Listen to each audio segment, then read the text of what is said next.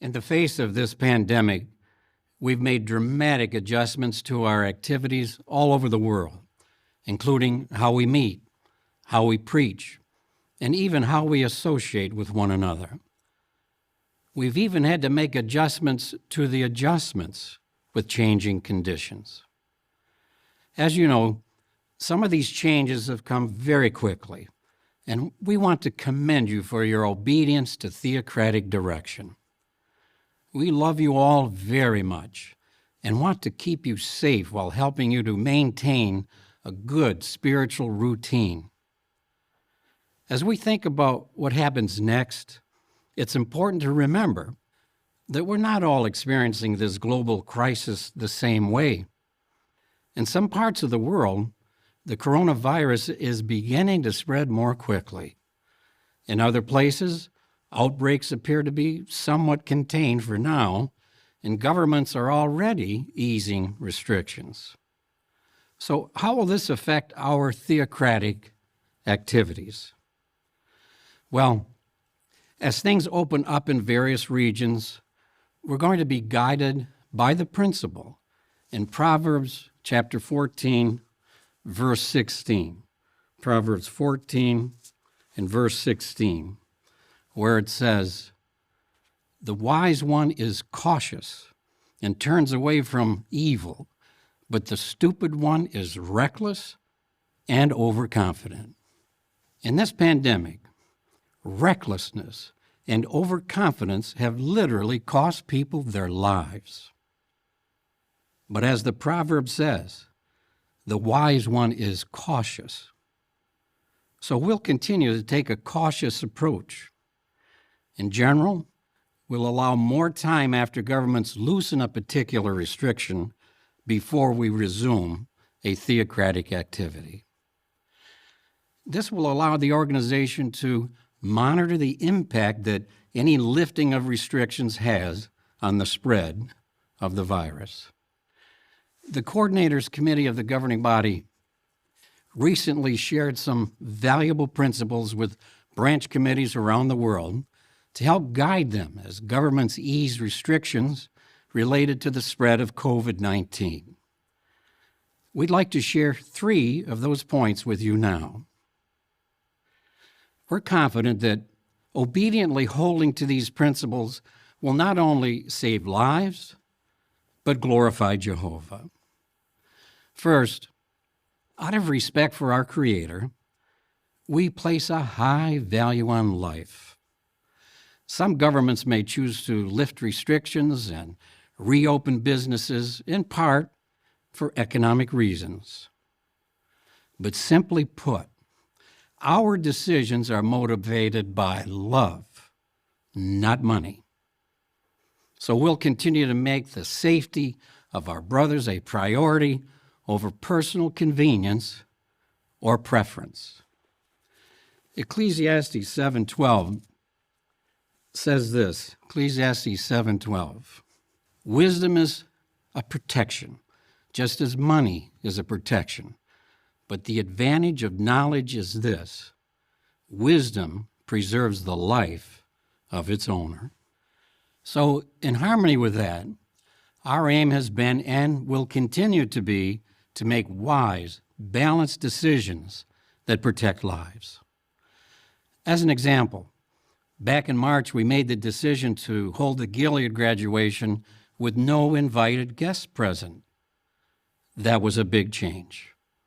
But that one decision protected so many lives here at Bethel in New York and among those who would have been guests.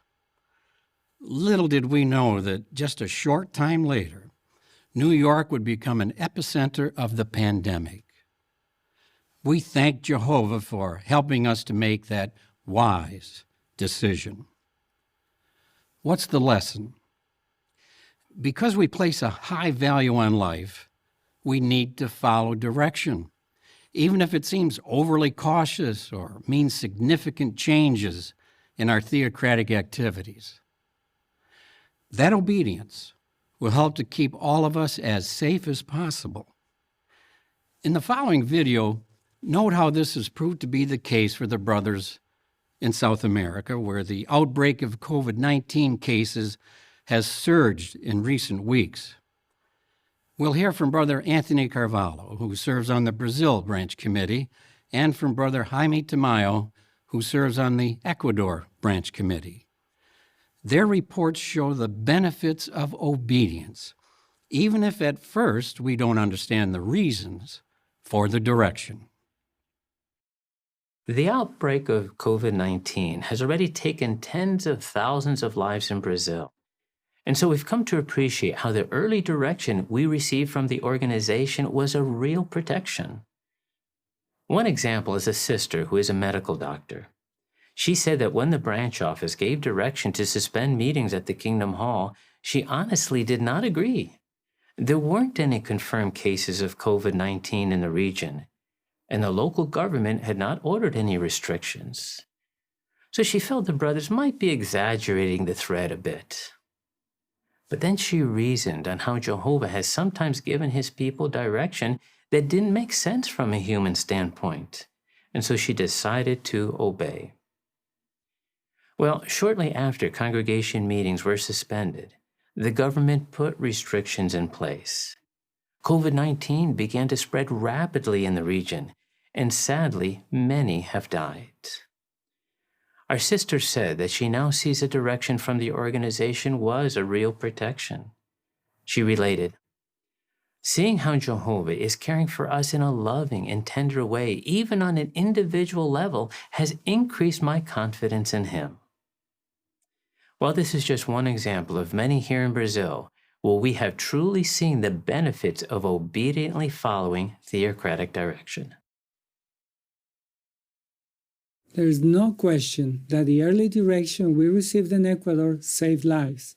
For instance, one publisher, Fabricio, started to have some flu-like symptoms, but his doctor told him that it was the common flu and not COVID-19. Still, Fabricio followed the instructions from the organization to stay home if you have any symptoms of illness. Later he said, "All in our family agreed that it was important to follow these instructions since they were given to protect us." During the following weeks, he and his family didn't allow anyone into the house. Even when relatives came to visit them, they received them outside the house to maintain a safe distance. Around the same time, meetings at the Kingdom Hall were suspended. Well, several weeks later, Fabricio tested positive for COVID-19, and so did 3 family members. Fabricio's family is so glad that they followed instructions received from the organization. They maintained distancing protocols even without a positive diagnosis of COVID-19. This protected the lives of others, including their extended family and the congregation. This really helped us appreciate the wisdom of suspending congregation meetings when we did. Doing so prevented the spread of the disease to others. What a powerful example of how our obedience to direction is a protection and a blessing. Our second principle is based on Romans 13, verses 1 and 2. We must listen to the governmental superior authorities who are permitted by Jehovah to care for certain functions. The importance of listening to these authorities is emphasized in verse 2, where it says, "Whoever opposes the authority," or according to the footnote, whoever resists the authority, has taken a stand against the arrangement of God. We know that these authorities exist by God's permission, and it's His will that Christians be subject to them as long as what they require doesn't conflict with His law. News reports are filled with stories of people ignoring the direction from the authorities or even protesting against it. But rebelling against secular authorities constitutes a rebellion against God. We love Jehovah, so we respect the authorities. We also listen to the authorities because we love our neighbors. and we're concerned with how they feel about health and safety. We know that many people, out of concern for possible infection, are anxious about interacting with others. Following safety guidelines from the authorities and adjusting our activities shows that we really care about our neighbors. And this can even contribute to a good witness being given. Here's an example of that. In one European country, local officials visited our branch office to check on what we were doing to slow the spread of the virus. When the officials learned that we were holding all our meetings by video conference and had already been in lockdown for over 2 weeks, they were amazed. One of them asked, "Did you know beforehand that all of this would happen?" The brothers explained that we're a global organization that puts a high value on human life, so we were following developments on an international level. That enabled the brothers to take the steps needed to keep everyone as safe as possible, even ahead of guidelines from the national and local governments. The officials were impressed. Doesn't that beautifully illustrate how our obedience reflects favorably on our organization and our God? It brings to mind the thought at 1 Peter 2:12. When people become eyewitnesses of our fine conduct, it brings glory to Jehovah. The third principle we want to share is this: do not develop a casual attitude. As this situation stretches on month after month, it can be hard to stay vigilant. We might be inclined to relax, lower our guard, especially as certain restrictions are removed. However, Proverbs 22 reminds us, "The shrewd one sees the danger and conceals himself, but the inexperienced keep right on going and suffer the consequences." So we need to remain cautious and be ready for additional outbreaks. Many experts say we may be dealing with the spread of this virus for some time until the successful treatments and vaccinations become widely available, possibly in 2021 or beyond. This means that the adjusted arrangements we have in place for congregation meetings, assemblies, and the field ministry may need to continue for some time. When we do begin returning to our normal arrangements, it will be a gradual process, in accord with what we read in Proverbs 14 and verse 15. The naive person believes every word, but the shrewd one ponders each step. You can be assured that we will prayerfully ponder each step and adjust our meeting and service arrangements gradually. And of course, we'll monitor the situation closely and reinstate certain restrictions if additional outbreaks occur.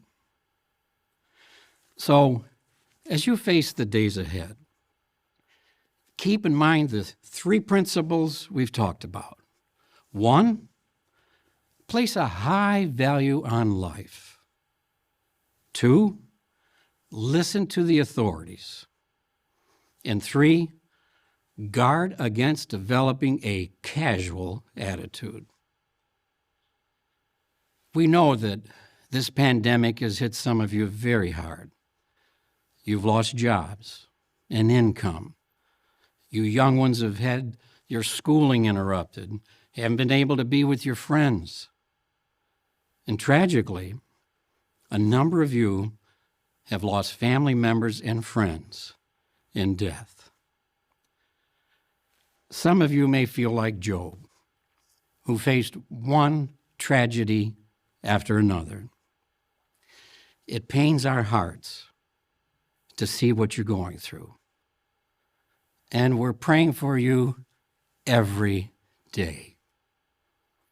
It's been a difficult time. Yet in many ways, all of this has been training for the great tribulation ahead. What we're learning now about how to adapt our spiritual routines to support one another and to be obedient to direction is building us up and equipping us for even bigger challenges in the future. It's been very encouraging to hear how our brothers around the world are helping one another during this unique time in human history. Your actions are bringing honor and praise to Jehovah. Our brothers and sisters from Brazil and Ecuador send you their warm greetings, and on behalf of the governing body, we thank you for all you're doing, even under these difficult circumstances. Please know that we love you very much. From the world headquarters of Jehovah's Witnesses, this is JW Broadcasting.